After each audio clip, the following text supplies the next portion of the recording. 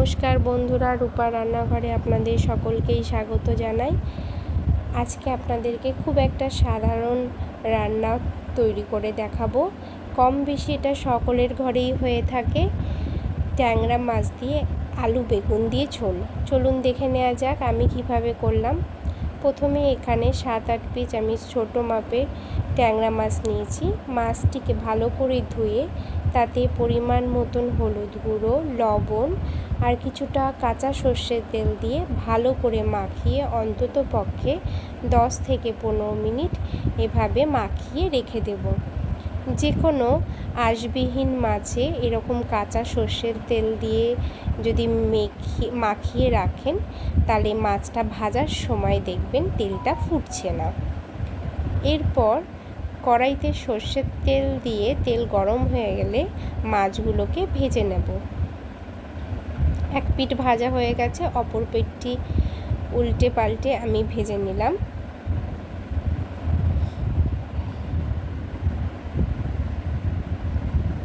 এবার ওই তেলেই কেটে রাখা বেগুনগুলোকেও ভেজে নেব। বেগুনগুলো আমি এভাবে লম্বালম্বি করেই কেটেছি।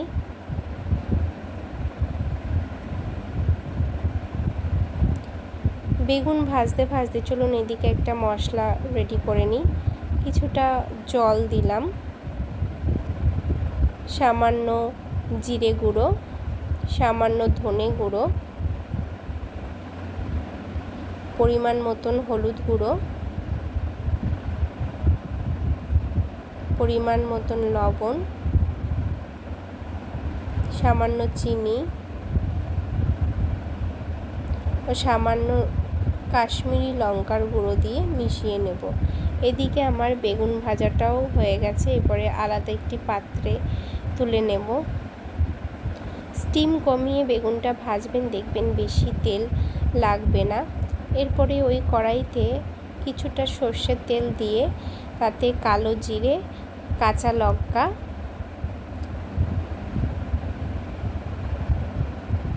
আর কেটে রাখা আলুগুলো দিয়ে দেব। আলুগুলোও কিন্তু আমি লম্বালম্বিভাবে কেটে নিয়েছি।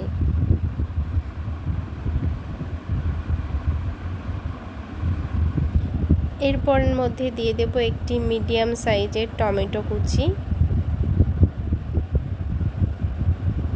সবগুলো ভালো করে আমি ভেজে নেব। দেখুন ভাজা হয়ে গেছে। এরপরে যে মশলাটা আমি রেডি করে রেখেছিলাম ওই মশলাটা দিয়ে সবগুলোকে ভালো করে কষিয়ে নেব।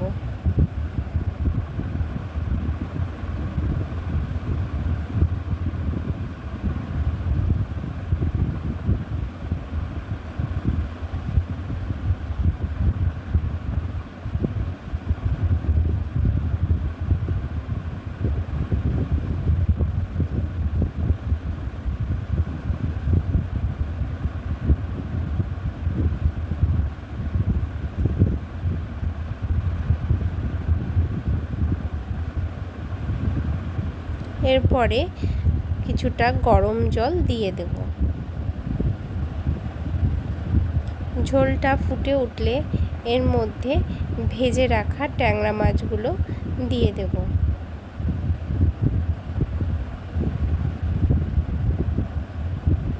এরপর দিয়ে দেব ভেজে রাখা বেগুন দিয়ে খুব আস্তে আস্তে নেড়ে দেব, কারণ বেগুন খুব নরম হয়, ভেঙে যেতে পারে।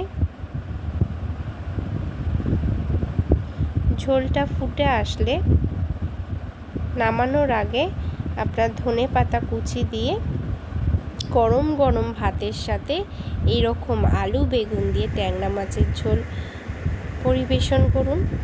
আমার এই ভিডিওটা ভালো লেগে থাকলে অবশ্যই আমার চ্যানেলটিকে সাবস্ক্রাইব করে দেবেন। আর আপনারাও এইভাবে রান্নাটা তৈরি করে দেখবেন। আপাকে